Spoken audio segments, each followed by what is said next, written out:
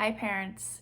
Today I'm going to be talking about masks or face coverings and how to get your child to wear them when they really don't want to.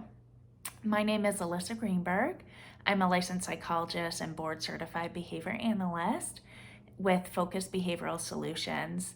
I work with families and help them learn how to use behavioral strategies to turn chaos into calm. Masks or face coverings are becoming more and more common and expected for people to wear when they're out in the community.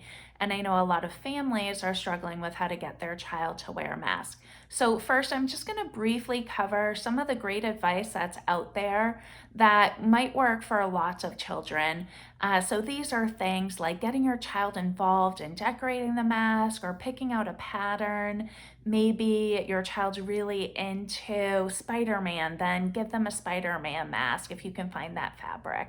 That's getting them involved and personalizing masks for your child. Another strategy is normalizing masks for children. So this could be modeling wearing a mask yourself or putting masks on their stuffed animals. You could also, when you're looking at a book or coloring, let's say a picture of your child's favorite character, draw a mask on them. And that's just kind of showing them that everyone's wearing masks right now and making it a little bit more normal for them or less scary and frightening.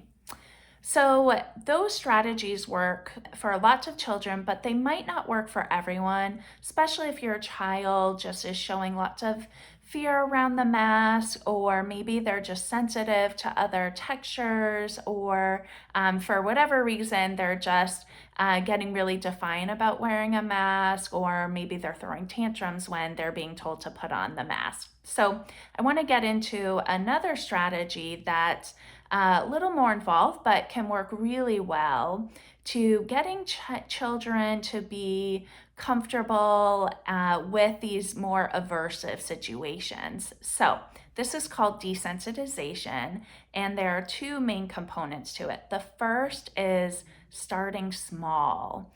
So you want to start with a level that your child can already tolerate without getting upset. And that will vary. For some children, it might just be seeing a mask. For others, it might be touching the mask. For some children, they might be able to tolerate putting on the mask and wearing it for 10 seconds, but that's it. Whatever it is, you want to find what can your child tolerate without getting upset, and that's where you're going to start.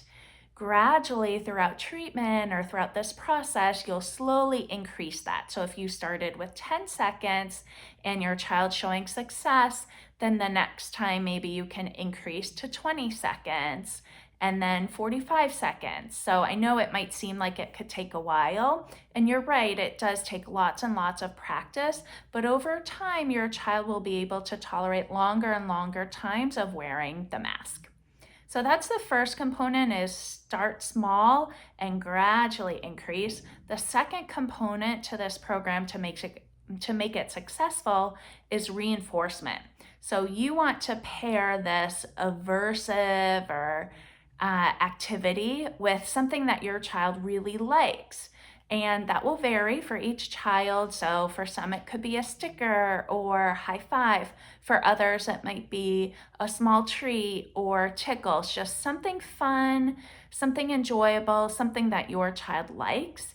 And when your child shows success with whatever stage you're at, so maybe it's wearing the mask for 10 seconds, if they're able to do that and to tolerate it without getting upset, then you want to throw a party. You want to give them lots of praise for wearing the mask, and you want to give them access to that item that you've identified that they really like.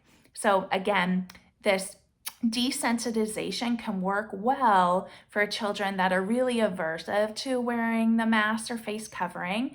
And just remember those two components: to start with something really small that they can already tolerate, and then gradually build upon that, and then to also include reinforcement. So praise your child's successes.